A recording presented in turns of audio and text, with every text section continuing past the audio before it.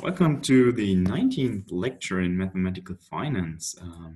So today we keep studying the notion of preference relations, and then we will go on to utility functions and back to our portfolio optimization problem with we started at the beginning as a motivating example, and then we realized, okay, we need to understand how an investor wants to optimize optimize his or her investment.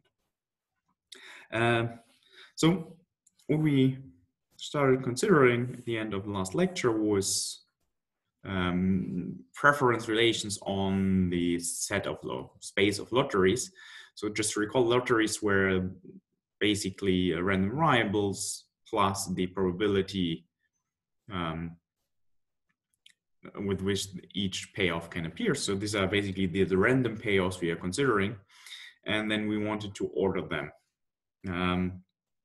So compare what lottery we prefer. And in order to do some mathematics, we want that this preference relation behaves naturally. And this led us to the following 6 assumptions on which we hopefully agree, and at least we will keep working with them. So just briefly recall them so that we all can follow the proof of the next theorem. So first thing is the compatibility. So here point 1, which we're telling us if I have certain payoffs, so if I know I get, for example, 5 or 6 euros, I can decide which I prefer. So probably you would prefer 6 euros over 5 euros. Then you have some monotonicity, roughly saying if you have certainly a bigger payoff, you will prefer it. So you indeed prefer the 6 euros over the 5 euros. Then you have some transitivity, which means, well, if you have 3 payoffs and you prefer one over the other and the other over the third one, well, you have also prefer the first lottery over the third one. So these, I think, a natural assumption you will definitely agree on. And now we want to have also some more mathematical one, which is first the continuity, so that I'm not jumping between preferences. I have some smooth transition. If my payoff, for example, to my lottery is slightly better, I only prefer it slightly, let's say. So you can look up the precise definition of these properties in the lecture note or recall the last lecture. And then we have the compatibility, which means, well, if I can like iterate lotteries and this gives me a new lottery. And the third one is the decomposibility, which says, okay, if I combine 2 lotteries, also the new lottery behaves as I would expect. So the probabilities, which are part of the definition of a lottery, decompose in a natural way, as you mathematically at least would expect it. So this are our standing assumptions on our preference relation we want to consider on the space of lotteries. And I stated already last time this theorem 6.2, which were telling us, roughly saying that, well, if we have such a if the investor which has preferences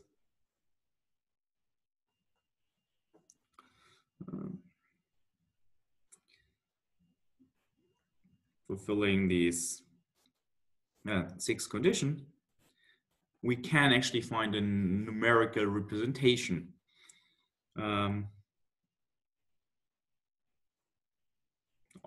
6. We can like numerically represent these preferences in terms of a function. So this brings us then back to the more mathematical framework where we can make precise statements and proofs. So what is the setting here? So we assume we have 2 lotteries, L1, which is vector in xn. Okay. And we have associated probabilities of these n payoffs, P1 up to Pn. And we have a second lottery, which pays exactly the same, but with different probabilities. So here, the appearance of x1 up to xn appear with the probability Qn, Q1 to Qn.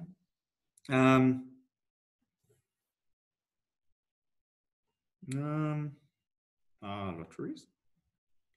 Right? This means these vectors here, if the probabilities really sum up to, so they're non-negative and sum up to be 1.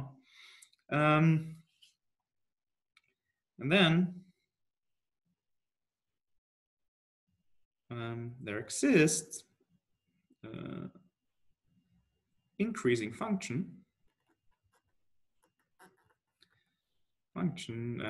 u such that I prefer the first lottery L1 over the second lottery L2 if and only if I calculate the sum from 1 to n over u evaluated at these different payoffs xi multiplied with the probabilities pi. So you see already some expectation popping up, so you can understand this as an expectation. And this is what we do after the proof. We continue following this proof, this idea after the proof. And you prefer L1 over L2 if and only if this first expectation is bigger or equal than this second one, which is the corresponding one with probability Qi. Okay.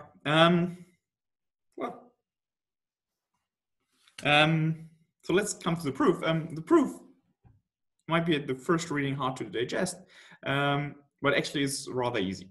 It's just combining these 6 axioms or conditions we agreed on in a, well, iterative way. So we just combine these 6 statements I vaguely gave here, and that's it. So actually, the proof is easy. So first thing, let me use the compatibility. I have this. Let me use one. Okay, let me write it. Compatibility. So this is property T and the monotonicity. So the first 2 properties.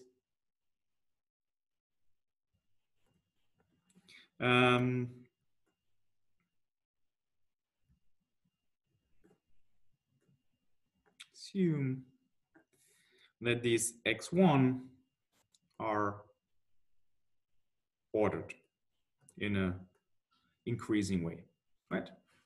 So what is the idea here? Even if they are, I mean, L1 and L2, I mean, these vectors x1 to xn are not ordered in this way. Well, we can reorder them in this way and get a lottery which we, I mean, equally, which were indifferent to the given lottery L1.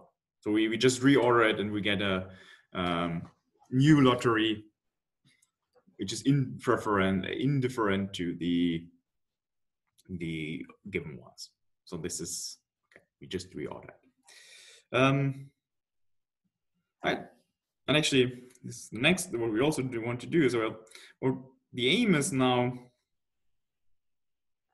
we want to simplify these lotteries L1 and L2 in a way that we can easily decide which one we prefer. So, so we want to decompose L1 and L2 into new lotteries. Let's call them L'1 and L'2. With payoffs. So you see here we're easier. So these new lotteries L1 prime and L2 prime should only pay X1 or Xn. With the probability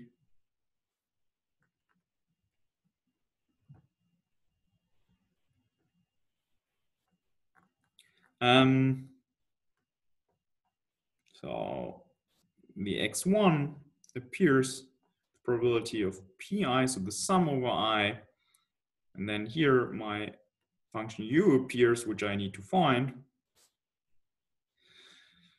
And for the first lottery, the Xm appears with the probability Pi, so sum from I1 to n over Uxi, right? So we want to construct two new lotteries, and then we have the same here for the second one.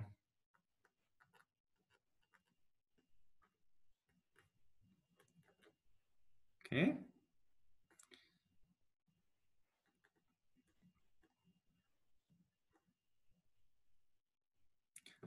So we want to construct two new lotteries, which are rather simple because they only have two payoffs instead of n. So this is supposed to be an n. And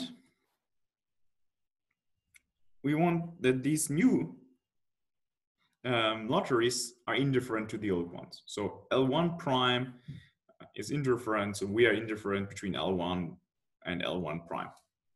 And the same for L2. So we are indifferent between L1, L2 prime and L2. Right? Because then we can say, well, if we prefer L1 prime over L2 prime, we can easily see this by the probabilities because they have the same payoff, and then we prefer the better one, which can be concluded by the decomposability here. And then we can say, well, we prefer this one exactly if the probability of going upwards, which is here, is higher than, greater or equal than the probability of going upwards by the lottery L2. Okay, so this is, so this is our aim. And as I said, so if we have this decomposition,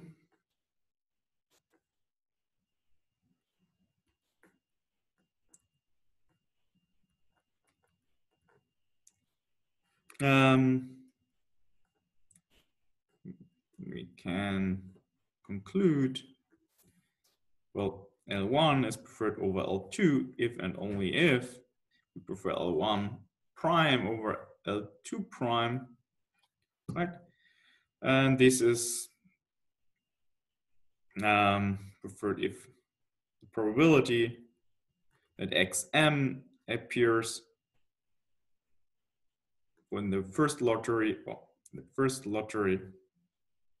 is greater or equal that Xm appears in the second one, as the two lotteries X prime 1, X2, L2 prime and L1 prime pay exactly the same. They have the same payoffs, X1 and Xm. So, right.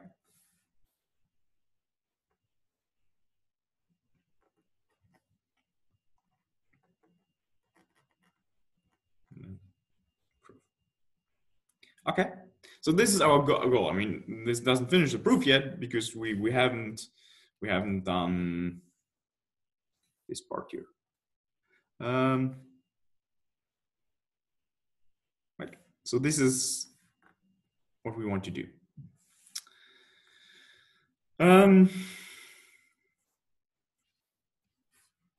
Okay, so let's do this, and we do this for L1 prime, and L2 prime works exactly the same. So I don't want to bore you by doing it twice. So construction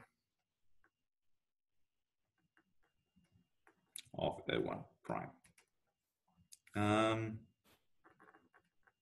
Right. Okay. So what haven't we used? We haven't used the continuity. So let's use it.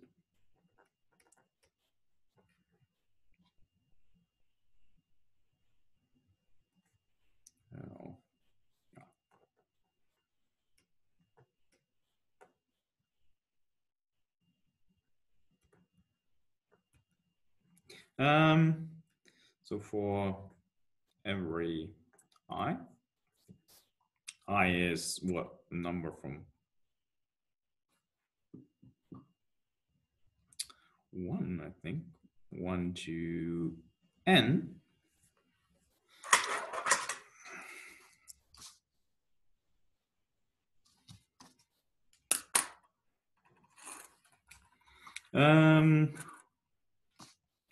They exist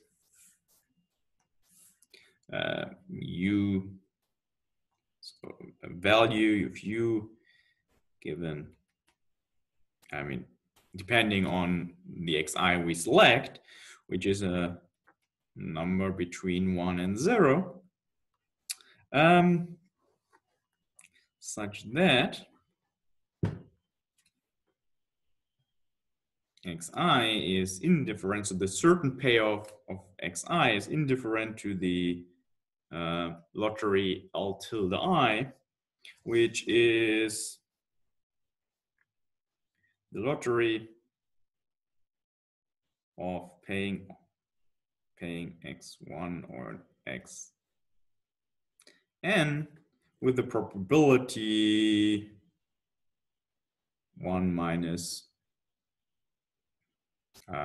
u of xi, and the probability when paying xn with the probability u of xi. Right? So what we do here is we take the most extreme payoff, so x1 and xn, and for each payoff in between, or even the extreme points, we build a lottery out of these two extreme payments, which is indifferent to each of the certain payoffs xi. Right. What we have, I mean, by construction is, of course, if we consider u of x1, we know it has to be equal to 0, right? So if I select here x1, the only lottery, I mean, in this style, which is indifferent to, so if we want to have the x tilde 1 to be indifferent to x1, well, we need to make sure that we certainly pay x1, because otherwise we are worse off or better off. So we want to set this to be 1. So we want to have this certain payoff that x1 appears. And the other extreme is if we want to have always the best payoff here, xn, and this is in u, well, then we need to ensure that the probability that xn appears in our definition of L tilde n is equal to 1, right? So well, this is just your observation. So this is u is really a function between 0 and 1. And well, by the monotonicity, we know that if we have a value in between, we have also, so u of xi for I being between the extreme points, we have really a value between 0 and 1 by monotonicity.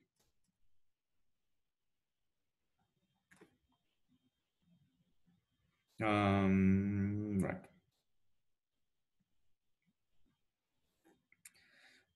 Mono is the T. Right. All right, so this is we observe here. And now we want to decompose in order to construct these this L1 prime, we replace all these payoffs, so all the in-between payoffs, here these ones, with our new lotteries L tilde I, which in the end, by the decomposability, leads to a new lottery which has only the extreme points as payoffs. And then again, yeah, decomposability will lead to telling us how the probability of these extreme points are. And well, unsurprisingly, it will be what I claimed. So the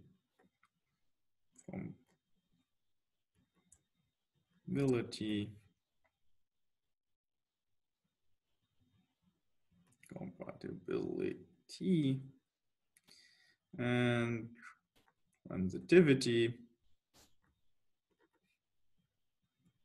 we can replace, as I said, x1 by the new lottery L tilde I for I. So in the middle points, so from I from 2 to n minus 1. And this gives us a new lottery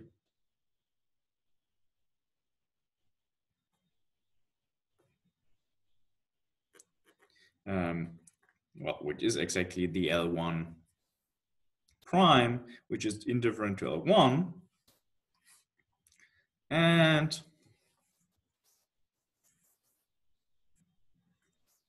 by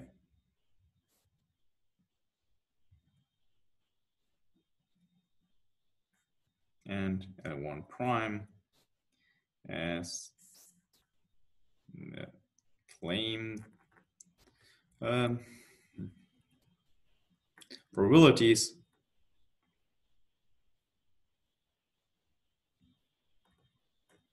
by to claim probability. Let me here a star. So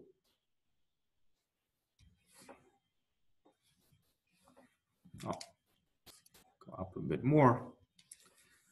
So that's my claim probabilities.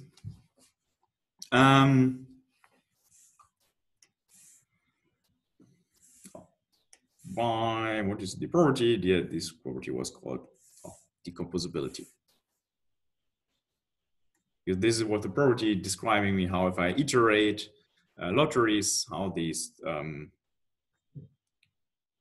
probabilities transfer to the new lottery. So that's probability. Okay.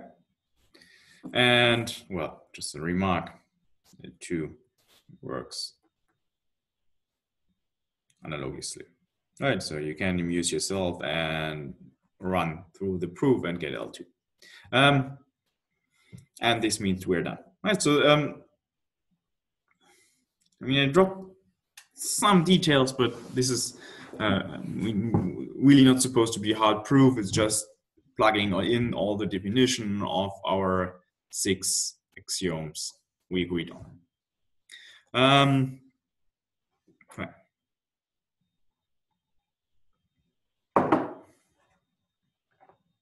So,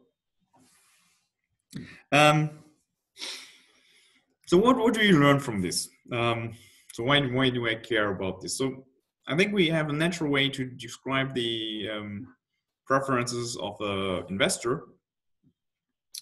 And now we want to put it in an easier to handle mathematical framework. So let's recall what we have done so far. So we worked on a finite probability space, right? This is why our lotteries have only finitely many payoffs, which is maybe not the thing we want to do in the long run. So we had basically, if we have a lottery, the lottery L, right, was basically a vector here in, let's say, xn, and with probability Pn, right? And we could identify it with the random variable. And this is where we started. So we started from like random variables, which were modeling the payoff of an investment. And then we said, okay, let's put it into the setting of preferences to describe the behavior of a investor. So this is where we came from. So we had this derivation with a random variable, right? And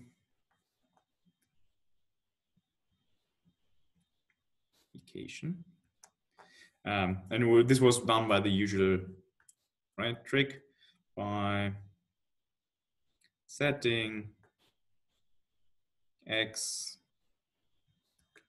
I, right, I as an element in our finite probability space, which has the same dimension. Okay, here it's, okay, let's make this to an m, and we stick to the setting as we had before.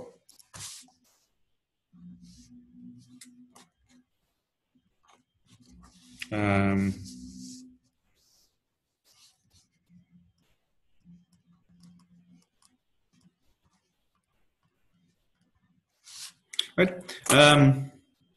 and well,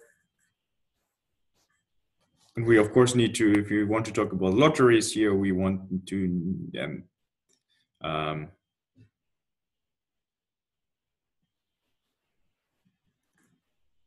that's an xi, and the probability that the random variable x takes the value xi is supposed to be pi, right? So this is our identification where we came from. Why do I want to go back to this? Because what we learned now from the last theorem, so we learned that, well, if we want to describe here our preferences on the lottery with this identification, we care about here this numerical representation of u, so describing the how much I like this lottery, and this is nothing else. If I use here the identification, is nothing else than the expected value of this function u applied to my random variable x. That's nice. And so this makes my life much easier, because now I understand that my preferences are really nicely described by this function u, and then I take a expected value. So this u is called von Neumann. And I mean, these things here we do hold much more general. So you can I mean, you don't need to talk about finite probability spaces and so on. You can do it more abstractly. So there's a really nice theory behind these things, but as we came basically on about the portfolio maximization problem, I just want to give you the idea where the notion of utility function, as we will introduce it in a few minutes, comes from. Right, so this is what we derive. If you have preferences, we basically can represent it by a function u, and then we can work with again with probability spaces and random variable. And this brings us as well, okay, if you want to consider now more general preferences, instead of like with finite payoffs, it's nice to just keep the idea of, okay, we have a random variable, and more abstractly, this means we just want to compare probability distributions. Because if we forget for a moment that the payoff is realized on a fixed probability space by a fixed random variable, well, what is it? I don't need actually to have the underlying probability space. I just need to have the probability distribution, and this is actually good enough for me. So let us do it a bit more general here. So we want to talk about probability distribution, and well, they need to live on some space I. This is what we want to do now. So this is supposed to be a measurable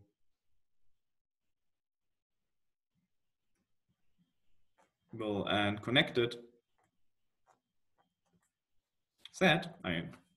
Connected means what you probably will guess by the name, means, okay, I don't want to have holes in my interval.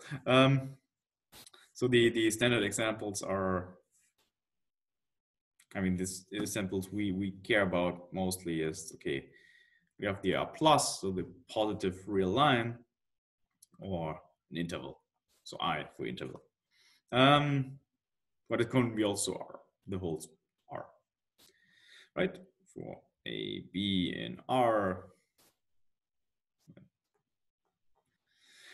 So these are the underlying set, which build basically the values our payoff or lotteries can take. And now I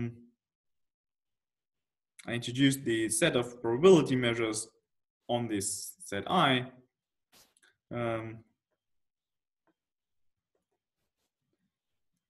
Measures. And well, okay, if you want to talk about probability measures, you need to have a measurable space. I picked the Borel sigma algebra on I. That's it. That's sigma algebra. Okay, so you all know what this is, just to be precise here. Okay.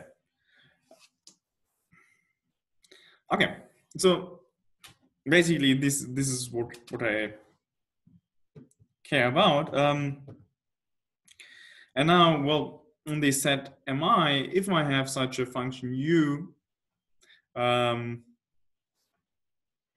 I can describe preferences. This is what I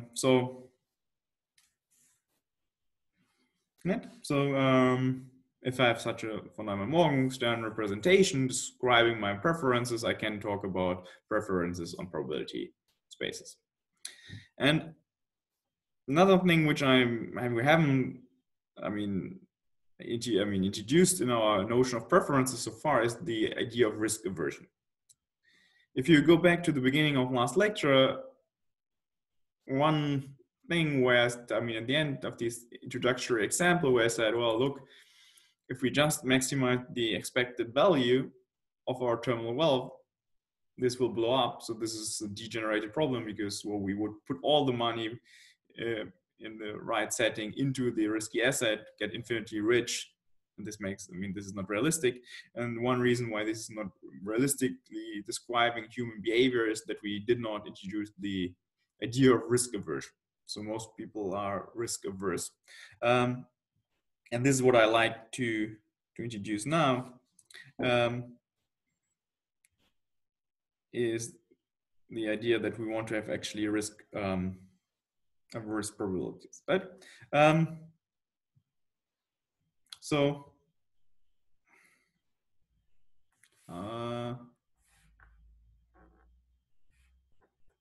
if we have a preference,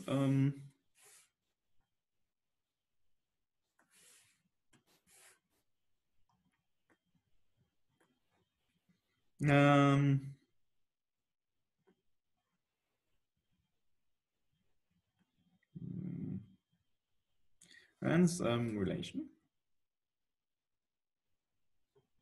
right? And now I will consider this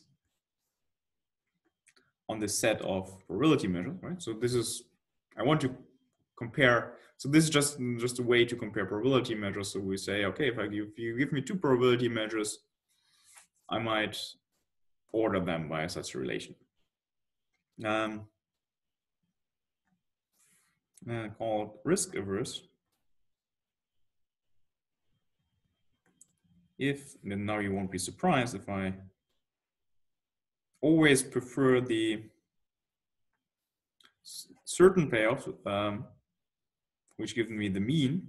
So wait, so where this is just the Dirac delta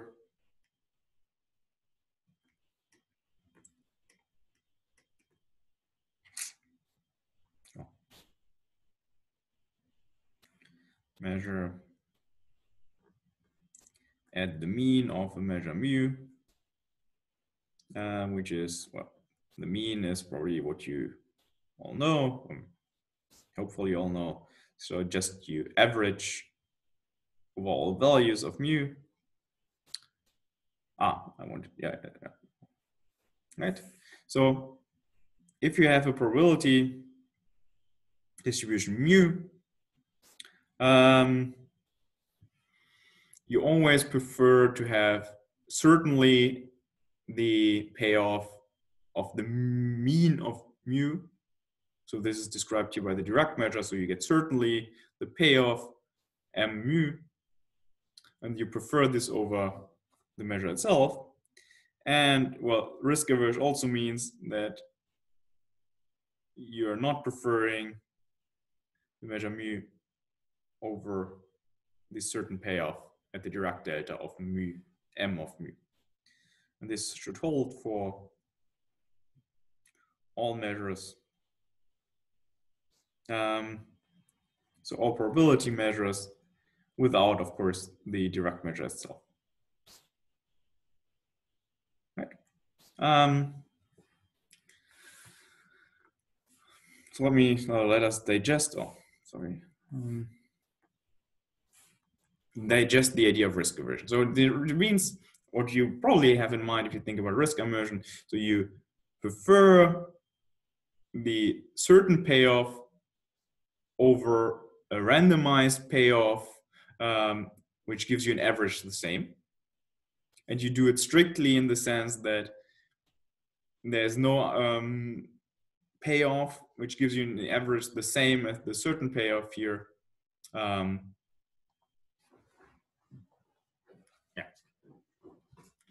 So, all right.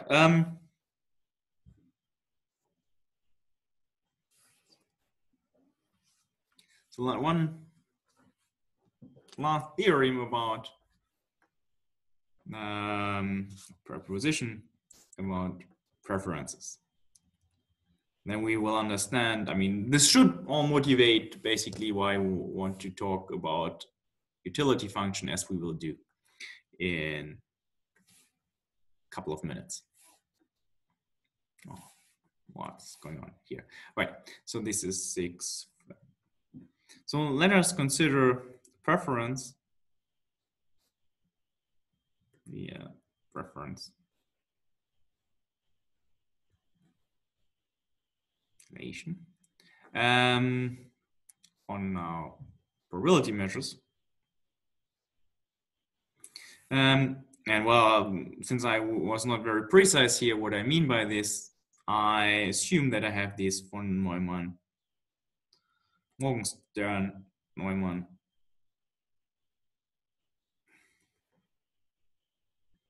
Morgenstern representation.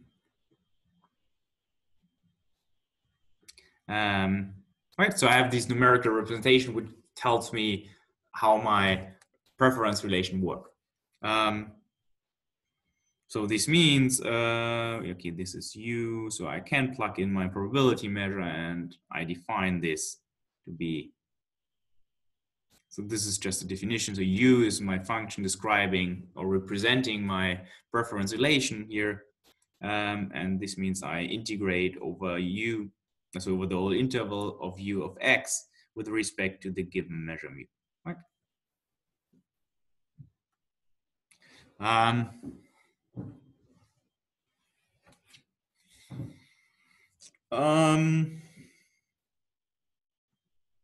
This for U. Right. Okay. So this is the way how I present now preference relations here. Then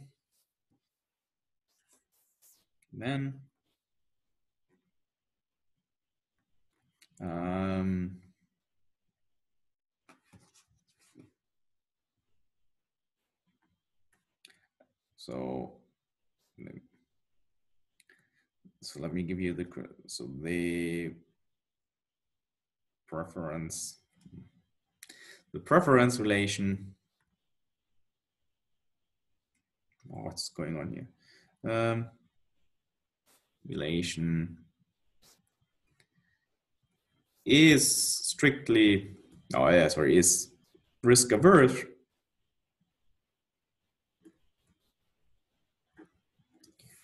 if and only if the function U mi is mapping, of course, from the probability measures to R is strictly convex.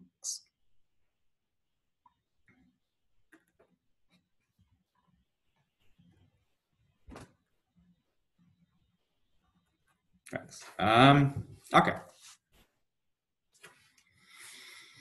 Right. So this is, I mean, the motivation for why I want to have this theorem or prove this theorem for you is to tell you, okay, this numerical representation U should be strictly convex in order to fulfill the idea of having a risk-averse investor. So let's prove this. Right.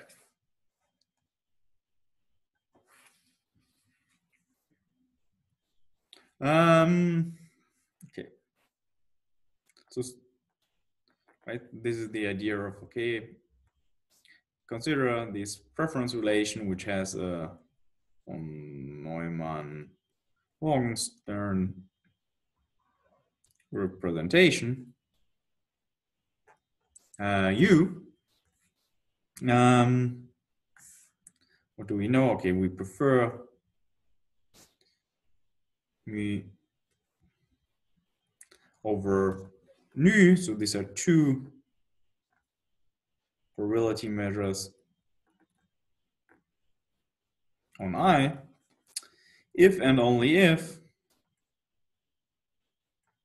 U of mu is bigger or equal than U of nu.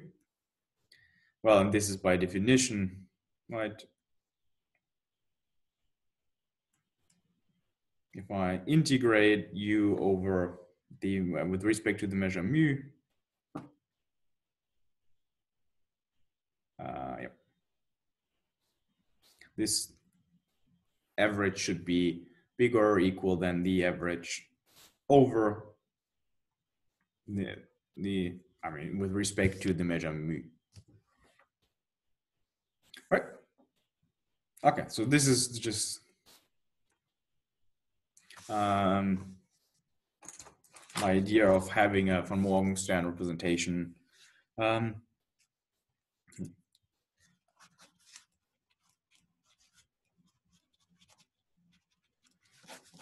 right.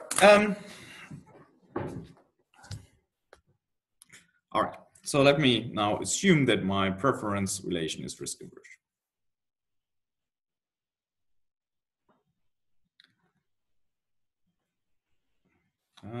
For this suppose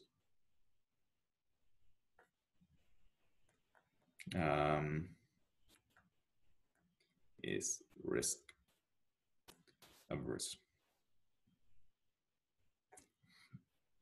Okay, what does this mean? So if I have two elements, x and y, in my set I, so in my interval, basically, I will, they should not be the same. And I take an alpha between 1 and 0. And what do we observe? Well, if we calculate the mean of the measure alpha times the Dirac measure of x plus 1 minus alpha of the Dirac measure of y, right? This is again a probability measure since we take here a convex combination. And thanks to the linearity of the integration, this is equal to alpha plus x, alpha times x plus y, I'm 1 minus alpha times y. Okay. So the risk aversion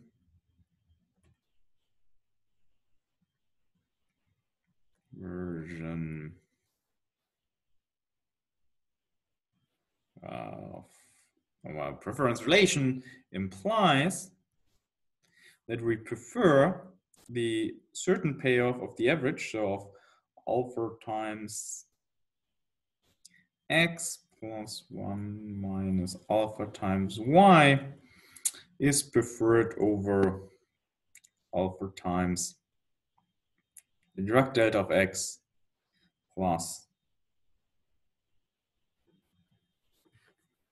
is, right? And this is strictly preferred, so we are not preferring this combination of these two Dirac measures over the certain payoff of the mean of these two Dirac measures of y. Okay. Right. So this is the definition of risk aversion, but this means now plugging in what we mean here by this preference is, so the u of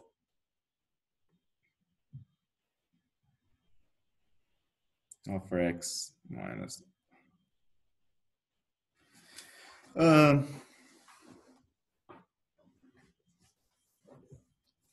yeah. All right. So in order to this is to be true, the function u applied to the mean has to be strictly bigger than u applied to x times alpha plus 1 minus alpha times u of y. All right, and this means u is strictly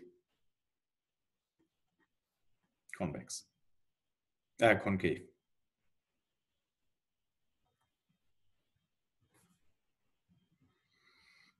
Concave. Yeah.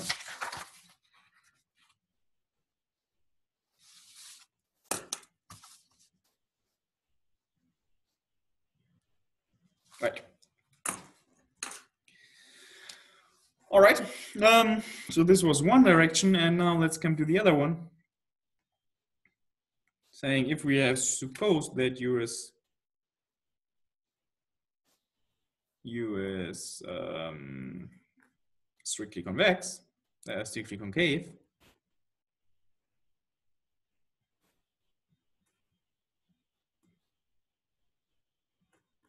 And this is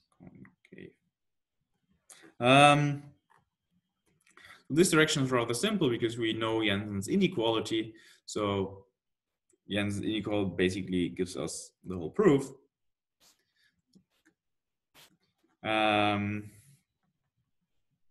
What do we know if you apply?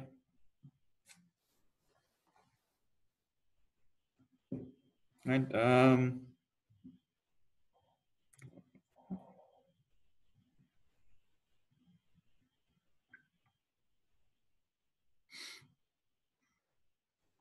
Right.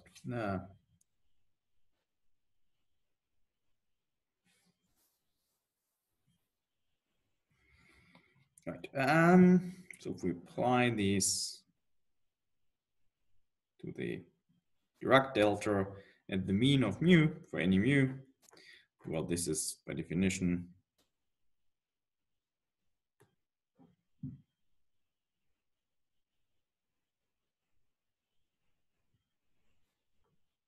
is, right? This is u. And now Jensen's inequality tells us if we have a strictly concave function, we can pull this in to make it smaller. So we have u of I. So we can pull in the concave function, x, and then well, this is the definition of u. Right? And this is, I mean, we can do this for all probability measures mu on I. And we know that the equality holds if and only if the mu is exactly our Dirac measure mu. Right.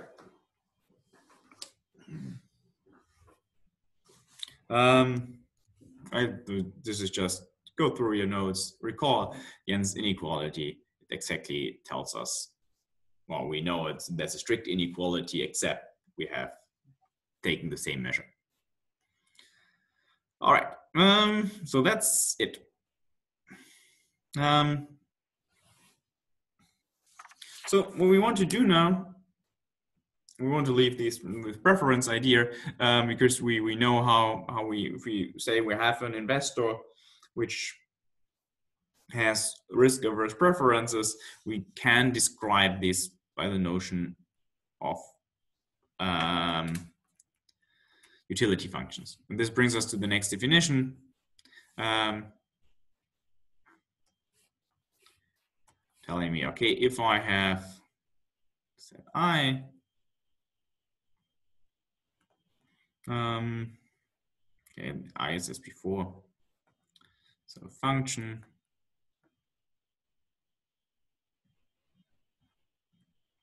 u from an interval connected measurable set to R is called utility function. T function.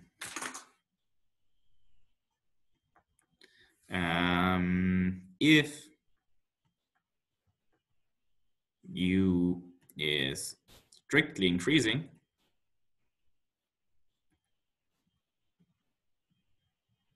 right? So this is the monotonicity. I mean, this is what we have seen from this derivation of the von Neumann-Morgenstern representation in the case of a finite probability space or lotteries with finite payoff. So this is natural to assume. If we want to have the investor with risk-averse preferences, as we discussed in the last proposition, we want that the function u is also strictly concave.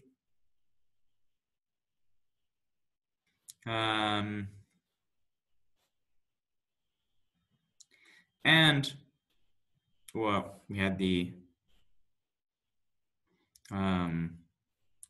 we want some continuity of the preferences, so we also wanted that the utility function representing our preferences is a continuous function u. Okay, so this is the notion of utility function we want to use in this course. So let me give you a few remarks. I mean, okay, give me one remarks and then a couple of examples. So the remark is, no, it has no number.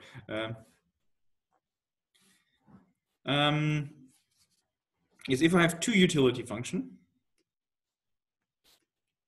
u1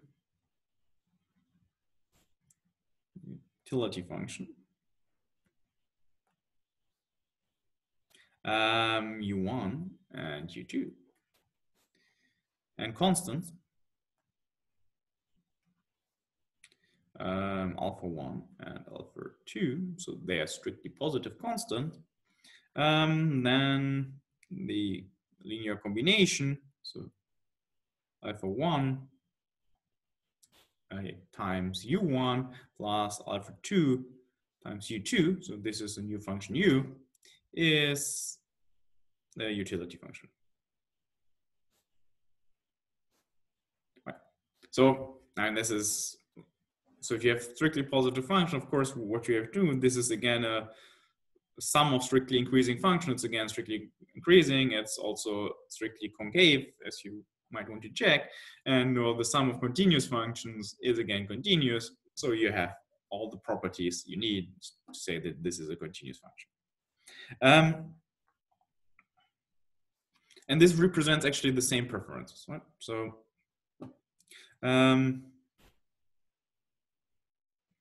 yeah, this gives you the same order.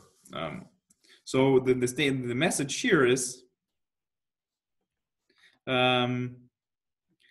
utility functions are super nice to represent the preferences of an investor, but they, I mean, the exact value of the preference is not important, because you can always scale it up by a factor alpha and you have the same preferences in the same order. So the result does not change except the numerical values.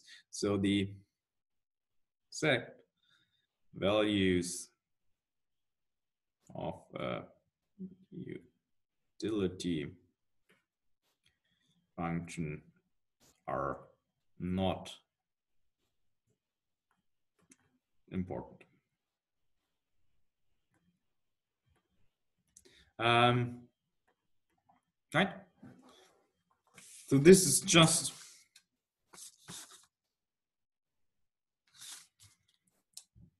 a way to represent your preferences, and then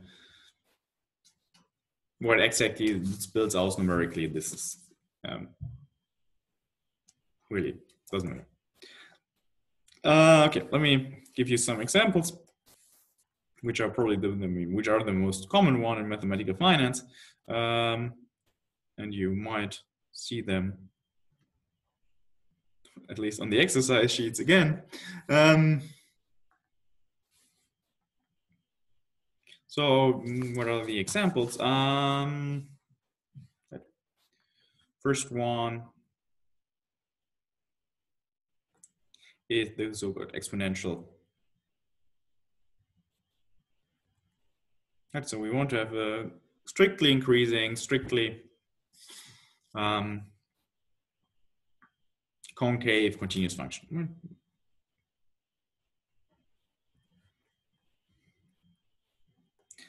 So an I in this case is the whole space. And to have the properties fulfilled, I need to assume that my gamma is strictly positive. So this is often called, always called exponential utility. Okay. So there are reasons why you want to pick not an abstract utility function u, and often rather prefer to work with a certain specific utility function. And the reason is that, well, if you want to construct explicitly the optimal trading strategy, well, you want to be able to explicitly compute these strategies. And if you have a general utility function, you are usually not in a position to calculate anything explicitly.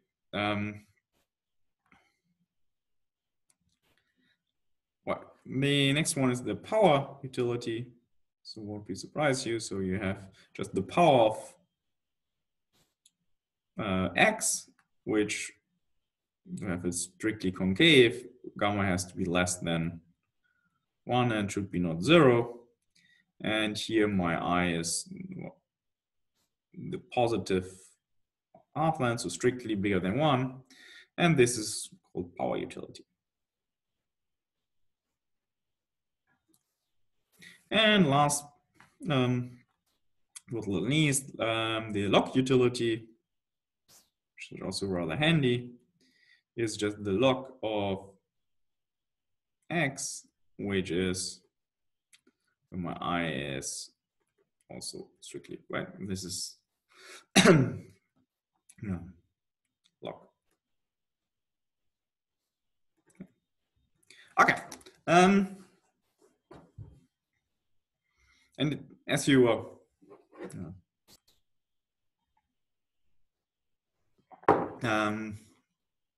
as you see, I mean, as indicate also in these examples, if you want to solve, as we want to, a portfolio optimization problem, you might want to need a few further assumptions on the utility function you want to consider. And this brings me to my next definition. So for the next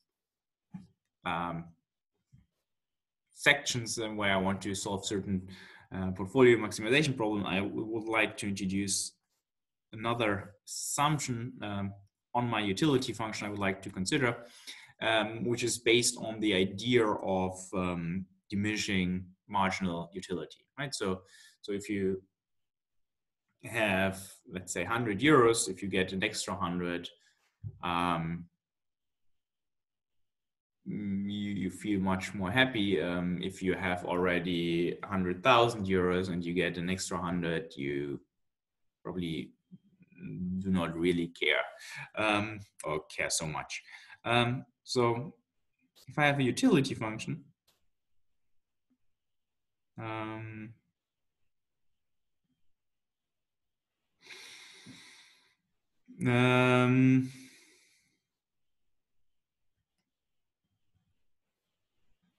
function u, and well, since my prices are positive, also my value should be stay positive. So let's assume the function is strictly bigger than 0. To R is called another utility function. If u is continuously differentiable, right? And if you look at the examples here, well, that's easy. So we want to have some mathematically higher smoothness to really be able to calculate something. And I want to have, but if I look at the marginal utility going to 0, it should go to infinity, right? So if you have 0 euros and you get 1 euro, that's a lot of, will give you a lot of more happiness. And if you have already 1,000,000 euros, the happiness for the extra euro will decrease. So I want that my utility decreases. I mean, the marginal utility decreases to 0 if my x goes to infinity. Okay. And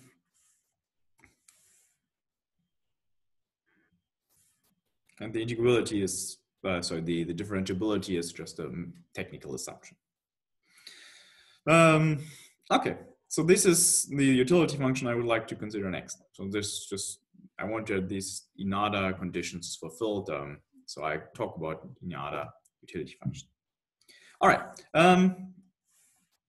So this is the way I want now to describe the preferences of my investor. Now I want to come back to the portfolio optimization problem we started with, or which was the motivation.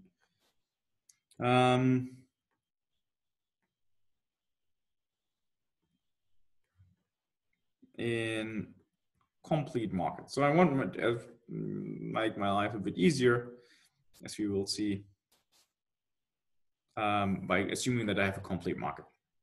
So I mean, in the case of hedging and pricing of derivatives, in the case of European and in the case of American option, you've seen that the assumption of complete markets helps you a lot to make the mathematics easier. So let me here directly start with the hopefully simpler case that I have a complete market, and then work my way up to the more general case. So what do we consider? Right, we want to have a finite market in order to apply the fundamental theorems of asset pricing. I want that the market is arbitrage free.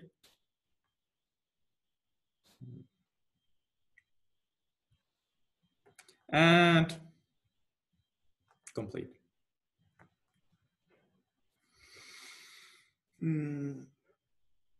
Market.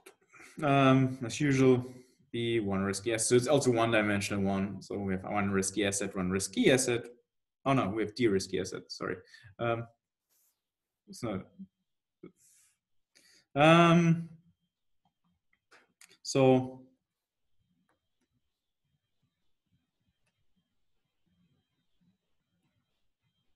yes, what do we have here? So we have our space omega consisting of m elements. And we assume that each of these elements has a strictly positive probability. And well, here's no restriction on index set from 1 to t. And the market, well,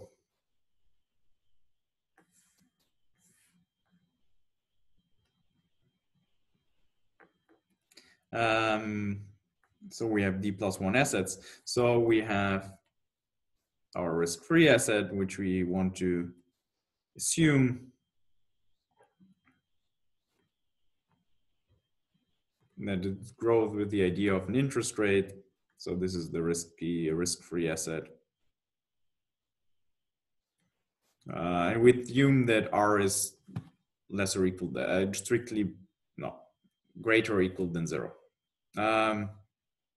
It's not super restricted assumption, so you could work without this assumption, but then we need to be a bit more careful. So the idea of having a non-negative interest rate helps me that I can always assume that we always invest all the money into the market, and we don't want to get rid of money. And so this is, as usual, my de-risky assets. De-risky assets. All right. Right, so this is the usual market I consider, and now I want to assume the investor has another utility function. U. So what does yeah. What does it mean? So what is the problem I want to consider now? So given an initial capital,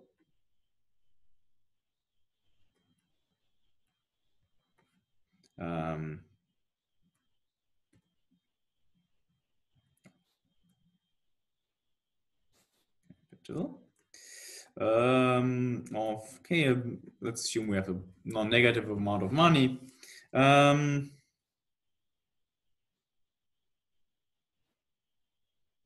solve. Okay, let's call this problem P. So we want to maximize over all self-financing trading strategies the expected value of U of the terminal value we get from trading with respect to phi. I mean, this is almost the problem we started with, but now we know we don't want to maximize the terminal expected value of the well, we want to maximize the utility function applied to the terminal well. Such that, so this is, so that's fine, such that what at the beginning we have the capital X0. So this is what capital we start with. But at the beginning, our value process has to be equal to X0. And X is a self-financing trading strategy. No.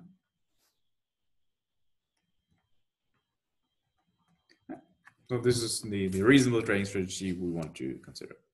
And this is a problem we want to deal with. Now, before I start dealing this, I want to give you a remark why I still want to assume an arbitrage-free market. Because for the pricing and hedging, I always told you, look, we need to have an arbitrage-free market in order to make sense of pricing and hedging of derivatives, because otherwise you just invest all the money into, I mean, you just go for the arbitrage opportunity and you immediately hedge all options. So this is not a reason for problem. And the same appears actually if you look at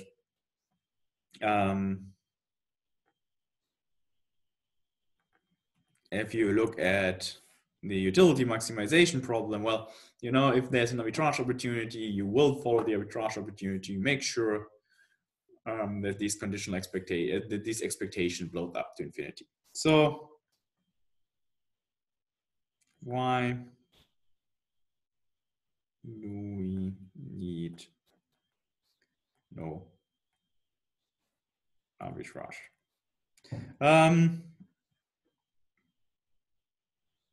Let's assume, and this is included,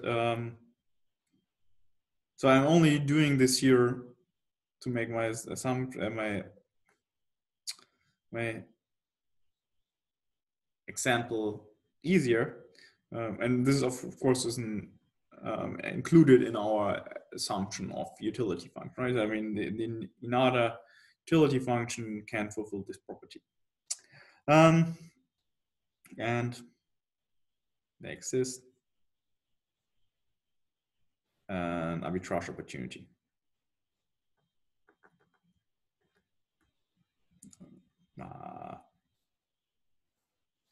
Arbitrage opportunity. Fine.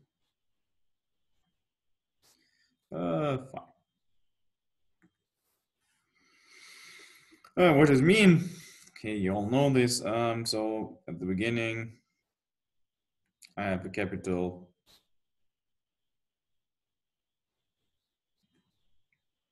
it's not important what this is.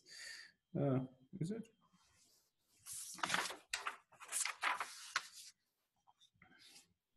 Right.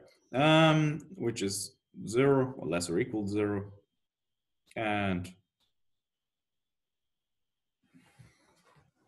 that's definitely less than our initial capital X0. Right. So they can always now add the rest in the whole bank account, my interest rate is positive, so I can make this to be bigger than x0, being equal to x0. So. And well, this is not surprising. So good moment to recall for you the definition of an arbitrage opportunity. So I'm always non-negative, and with a positive probability, I am strictly positive. Right.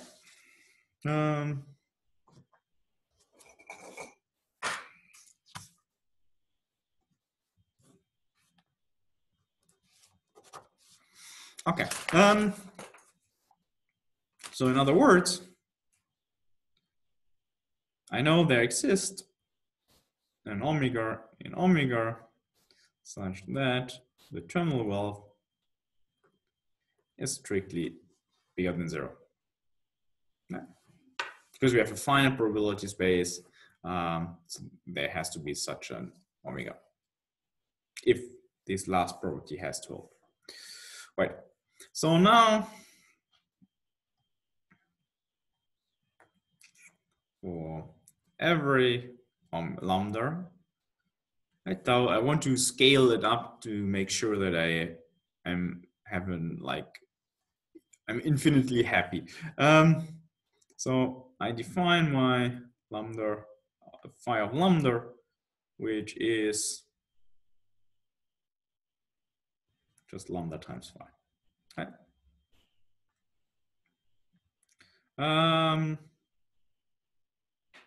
Is also an arbitrage opportunity.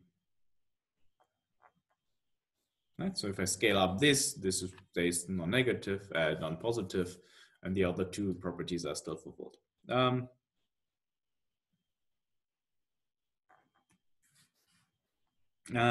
now, well, if I consider the expected value of u phi, the terminal wealth of my trading street phi lambda, well, I can estimate this period from below by 0. And I take the smallest, so my utility function is strictly increasing, so I can estimate from below by taking the smallest value, then multiplying with the probability the whole space without this 1 omega, because on the set omega, so if this omega appears, I have the following terminal wealth and multiplied with the probability that this omega appears, and this is strictly positive.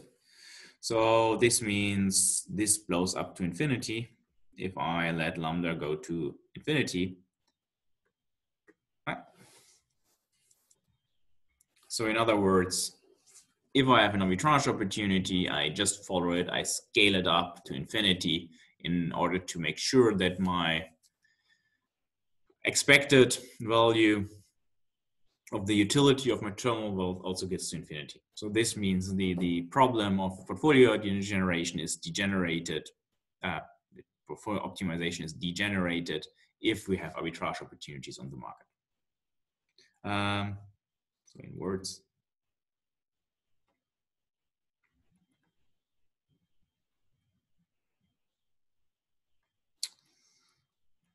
portfolio, and we come back to this point next week again. But just to have you the first example in mind, that you really want to consider still an arbitrage-free market. Yes.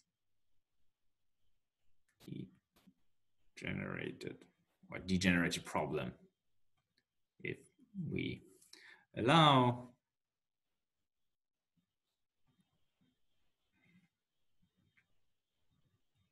for arbitrage. Right? So we want to have really the arbitrage-free market. Okay. Okay. So how do we approach now here our problem P? So this is the oh, that was not me. Right, so this is the problem we want to deal now. In an arbitrage-free and here finite market. And complete. So what's our approach? Our approach goes as follows. So, right. So this is the approach.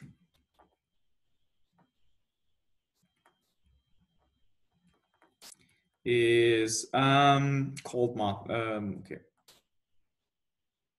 The Martingale method. Okay, this is right. So I will explain you now what the Martingale method is.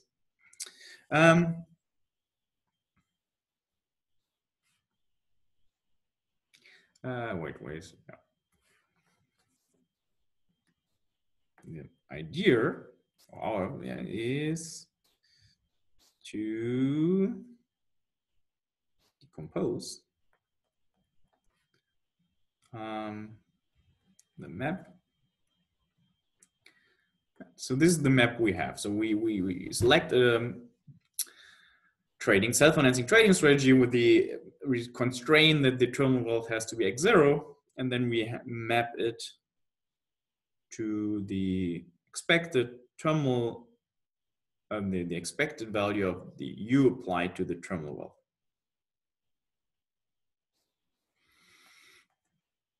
Okay. So this is this maximization problem here, right? So you have a mapping. For this mapping, you want to find the maximum value and where it's attended. And now I want to decompose this mapping, which I need to study, into two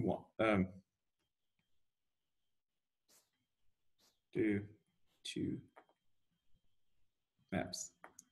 The first one is I take my trading strategy and map it to the terminal wealth. Right, so this is trading strategy maps to random variable. So this is the first mapping, right? So I map phi to this term, and then I consider the second one. I take my terminal wealth and map it to a real number, which is the expected value of u applied to the terminal wealth of phi. So this is a random variable maps to a real number. Okay. Right. This is if I iterate or compose. If I compose these two mappings, I get the map I want to study. Now I want to study these two maps, so decompose the problem, so optimization problems in two problems, studying these two maps. From this decomposition motivates the approach.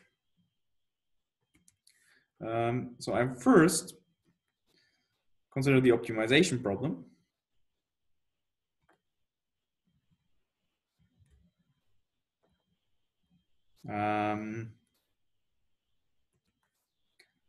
P tilde, which means I want to maximize over all random variables in an x in psi.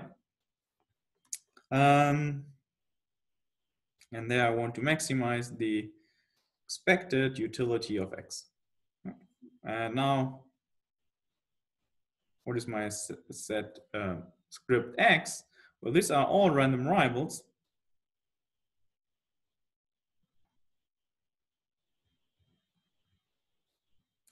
which are FT measurable.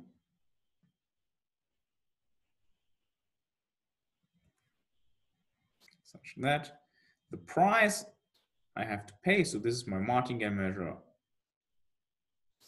equivalent martingale measure. As usual, we have a complete market, so there's exactly one arbitrage-free price, and the price of xt of this random variable is just given by the expected value under Q discounted and then X discounted with the risk-free asset, right? And this has to be X0 because we only care about those random variables which have the terminal price X0, which is our terminal capital X0. So this is the first problem we want to understand. So this is the maximization problem. And then we have a representation problem because, well, if we have solved this problem, we need still to find our trading strategy.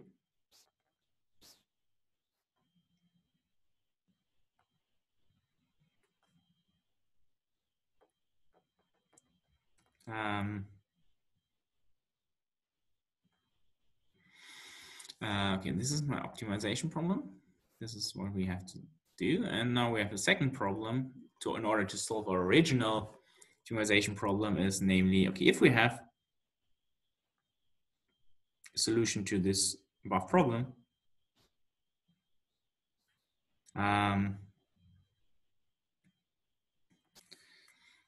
we need to find self-financing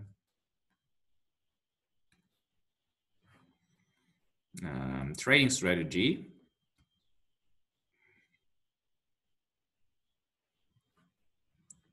phi prime star such that, well, the terminal wealth of phi star is equal to X star. Okay. I mean, if we're able to solve these two problems, we can solve the original. So we first solve the optimization problem, then we find our self-financing trading strategy with which is basically a replicating strategy of the payoff X star.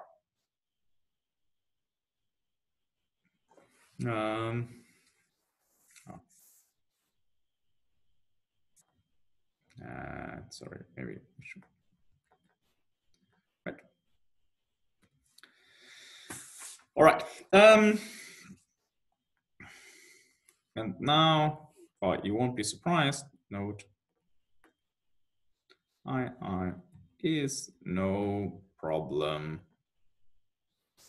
as we are in a complete market.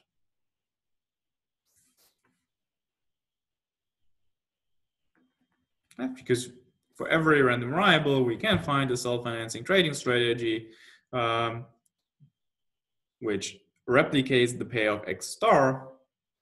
And, well, the price is the initial capital we need to do so. That's easy. So we need to study the first optimization problem here, which is a concave optimization problem with linear constraints. And for this, we start probably next time. We need to do some, a small detour through optimization, which you have or haven't seen so far. So I will give you the proof. It's only a small detour, but we will need it in several places in this chapter. All right, let me stop here before starting.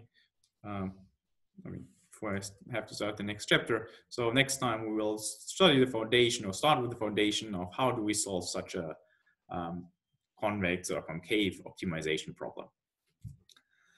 All right, thank you for watching.